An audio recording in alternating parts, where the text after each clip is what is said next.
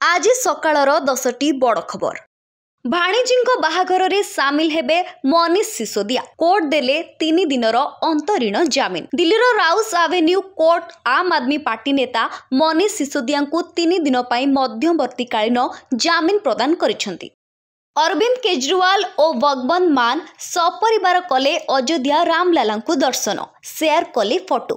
दिल्ली मुख्यमंत्री अरविंद केजरीवाल निज परिवार सहित सोमवार अयोध्या रे पहुंची रामलला को दर्शन करथिले। फ्लोर टेस्ट रे नीतीश कुमार को बाजीमात, आरजेडी को झटका। सांबादिका सौम्या विश्वनाथन हत्या मामला रे 4 दोषी को मिलिला जामिन। कोर्ट 4 दोषी को आजीवन कारादंड को निलंबित कर देइछंती।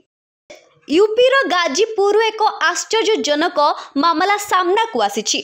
आरो परीक्षा देई नथिबारु हंगामा कले युवक। संपूर्ण उल्लग्न अवस्था रे अनेक बाट चलिले। रोजगार मेला रे प्रधानमंत्री नरेंद्र मोदी 1 लाख अधिक युवकों को देले सरकारी चाकरी। दिल्ली रे 1 मास पाई 144 धारा लागू। दिल्ली रे पदयात्रा घोषणा कले कृषक।